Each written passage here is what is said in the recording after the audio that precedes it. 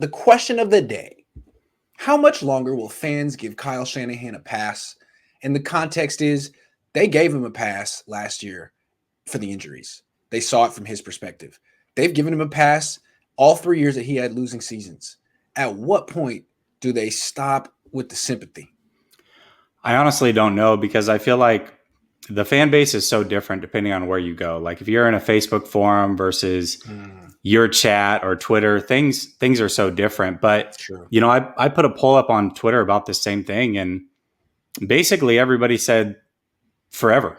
Like he'll always have a pass in 49er fans in their eyes on Twitter. And so I don't understand it. I mean, it's funny because they'll talk out of both sides of their mouths. They'll say things like, well, he's made 2 Super Bowls in the last 5 years.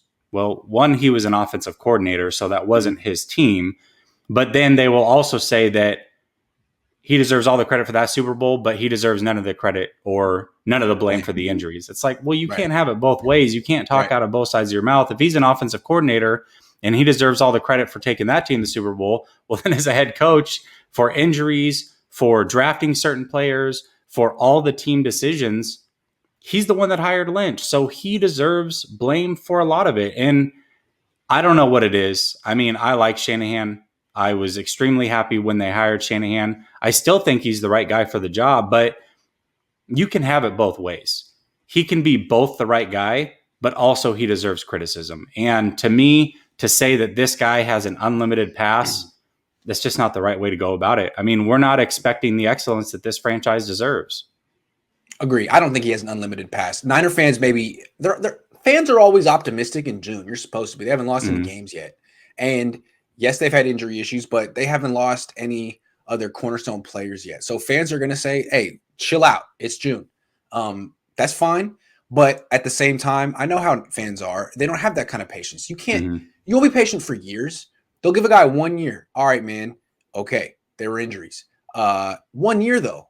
If it comes back again this year and George Kittle goes down again and Bosa doesn't really play much and this thing keeps going, I think fans will lose their patience.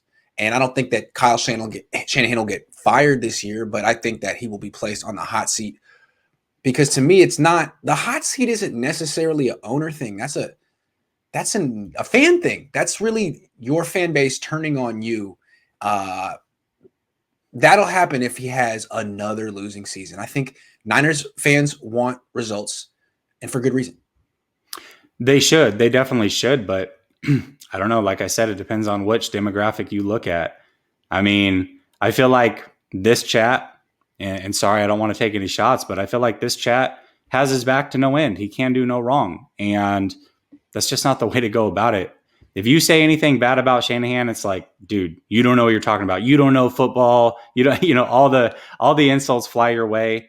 Twitter's the same way. It just seems like way too many people have his back and he can't do no wrong. It's like, listen, I don't know what you expect from your coach, but if they have another losing season, that's 4 and 5 years. That's not good enough. It's simply not good enough. His attitude today in the press conference, correct me if you saw it differently, but his attitude was just kind of like, I don't really have to defend myself. Like the fans like me, the owner likes me. It's football. If the players get hurt, it's my excuse. If they don't get hurt, we win. I'm good either way. That's kind of his attitude, and I didn't like it. What did you think? No, it was too nonchalant. I mean, I liked your impression of him, the leaning over, that's, whatever. It was better than I thought it was going to be. It was actually his pose, right? It was really good. Yeah, it was really good. In fact, I'm taking your dad's advice. He said on your show yesterday that I feel like people have something to hide when they wear a hat down low. Well, I always wear a hat on your show. The hat's always down low around It's my always eyes. Up high, actually. It's up high. That's true. I do look where my up dad's coming from is like, he's a writer. So if you sense a character trait in someone, you look for something that symbolizes it in their appearance. So Kyle is evasive by nature. Yeah. So what is the emblem of that trait? Well, his hat. You're not that way. You're open. So the hat is different. It takes on different meanings for different people. It's the other way. It's not like he wears a hat, therefore he's evasive. He's evasive, and you can see it in his hat. Anyway. Yeah. Absolutely. No, I agree with that. I just thought it was kind of funny. I'm like, you know what? I'm going to go hatless just Just for Lowell. I hope he's watching. You look younger, hatless. Thank you. I You appreciate look it. good. You look I good. appreciate it. Yeah. Yeah, man. I mean, for me, Kyle Shanahan, I don't know. He seemed nonchalant, way too nonchalant for me. He didn't seem to address the situation at hand. I really felt like with the day off that I was hoping that he would sit in a room with York, Lynch, Peters, whoever he needed to figure out how they were going to come out and address the situation. And it's almost like he hoped that no questions would be asked about it. If the questions were asked, he'd be perturbed about it. And he would give you the most nonchalant, it is what it is, I don't really care type of answers. And I just don't think that as a leader of the organization, that wasn't good enough for me either. Yeah, I think it's like you're misreading what your fans want.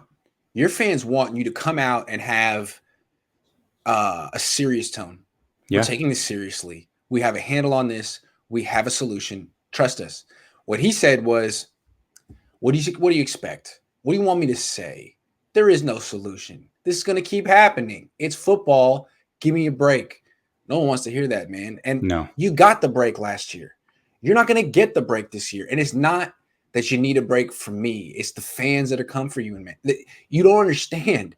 We represent a big portion of this fan base, even though we're not even 49er fans. That's what Kyle doesn't get. It's not that I'm his problem. It's that it's a widening section of the pie of 49er fans that are looking at him skeptically like, yo, it's been 5 years, dog. What's going on? No, it's true. And listen, I get it. Again, you can talk good about Kyle, but also point him out for his faults. It's not like you have to be on one side of the fence or the other. I'm not trying to fire him. I like covering him. I think he's good. I just feel like we all think he should be better than he is. Yes, there are things that he should be culpable for, and he's not standing up and saying, "Hey, this is me." He's not being a leader in moments when he needs to be the leader most. Yeah, he needs to own things. And I feel like that's so natural for Robert Saleh. I don't know if he's as good of a coordinator as Kyle, though he's a hell of a coordinator too. But Saleh just has all the right instincts of a leader. And Kyle always in crisis moments, like, well, what do you expect from me, man? I'm not the leader of this team. Yeah, you are, man. Take ownership just for the sake of it. Just because it sounds good, just because it makes you look like the leader. Yeah, absolutely. Ominous 24 says, I used to slam Singletary all the time, and people on the message board called me Lowell Cohn. If we see Kyle directly causing this, we will turn on him. You know it's true because he talked about message boards, man. Those haven't really – I mean, they still exist, but that's for boomers like us. That's impressive. I like it. Gen Z kids like, I don't know what a message board is. Double B Studio says, I'll give Shanahan credit. Hold on. No, I clicked it. Hold on. There it is. Double B I'm like, what are you looking at? Yeah, what? I'll give Shanahan credit for making it to the Super Bowl, but so did Harbaugh. So he has to win it soon or he's gone, I think, even though I like his scheme. I'm telling you, I think fans are going to turn on him. It's what, you know what it reminds me of? Last year, fans kind of felt it with Jimmy, but they didn't want to say it. So they're like, man, Jimmy's going to have this great year. He's going to have this great year. But you'd be like, yeah, but he freaking melted down in the Super Bowl. What'd you think of that? And they're like, yeah, that was bad. That was bad. But he's going to bounce back. And then when he had that one bad game, week 1, everyone jumped off. They're like, you know what, this guy's terrible. I'm done with this guy. It took was one game. I'm not saying if Kyle loses week 1 to Detroit, but if he loses week 1 to Detroit, it's on. Yeah. It's on. No, that's a very good point because you're right. Everybody had Jimmy's back.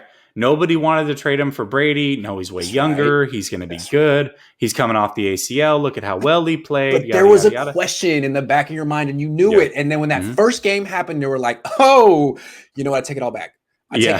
I was ready to come out hard on the post-game stream. I wasn't expecting how mad Niner fans were going to be. I thought they were going to have his back, and they were like, go, Grant, go. Yeah. Okay, so I went. So, that's Kyle. It can happen fast, man. Because the thing is, you still haven't lost yet. You can act like this, but if you lose, then everyone's going to add it all up and be like, well, we're mad. B-Money. God, dude, okay. You are living up to your name, by the way. Honestly, B-Money has been donating like Mr. crazy. Yeah. I love B-Money. It's been an all-grand day for me today, and I love it. Keep up the great content. Yeah, and half of his donations are just like, hey, keep up the good work. B-Money. Yeah. Let's get burgers, man. I got to take you out to Shake Shack. Let's talk, all right? All right, man. Matt H. says, can we please play some of these? Hold on. Can we please place blame on these practice fields. Does the grass grow different in South Carolina? Is it weird? Our strength and conditioning staff has an NHL background. Tin hat up. Yeah, I just don't. What kills me is that they had this Mark Uyama guy who I don't know. Who am I to judge these trainers? All I know is the numbers said the team didn't have a bunch of injuries when he was the trainer. Then they got rid of him, and they have this issue every year. It's like maybe you should. I don't know if you need to bring back Uyama, but maybe this guy ain't it. Yeah, and I mean, they obviously knew there was an issue because they fired the old training staff. Yeah. So they knew there was an issue. So, and again, they were so proud of it as an organization that the Brick by Brick in 2019 was all about the training staff. That whole show was pumping up the training staff. How they got the meals prepped for them, what they were doing between practices, how they would recover, what everything looked like top to bottom. That whole show was about that training staff and how good they were. Sold me. Hilarious. I thought they were a great training staff. Well, maybe not. Well, they sold themselves on it, certainly. Yeah. Double B Studio again, thank you, says maybe we should blame the lawn crew. They might be from Seattle. Yeah. Yeah. Anyone but Kyle. I'm with you on that. All right. Yeah. That's enough Kyle bashing. I've been bashing Kyle for like 10 hours. I can see why he wouldn't like me. He's like, Grant, you say these nice things about me, and then you go on your channel for 10 hours. Yeah, you're right. I'm sorry. Oh, we're done. Kyle, I still like you. I don't want them to fire Kyle. I really enjoy covering him. I like his team. I like his coaches. I'm sincerely trying to help. I'm just trying to help, man. Because I feel like everyone in that organization, side note, I feel like everyone in that organization reveres him, man. You heard talk about Mike McDaniel. You hear him talk. I was like, Mike, are they going to let you call plays? He's like, no. Why would we have the greatest play caller of all time. And I think Robert Saleh called him that on the record in a press conference last year, that Kyle's one of the greatest. It's like, guys, does he force you to say that? He's not the greatest play caller of all. Are you kidding? What has he done? He's very good at what he does, but I think the whole attitude in the building is that Kyle is special.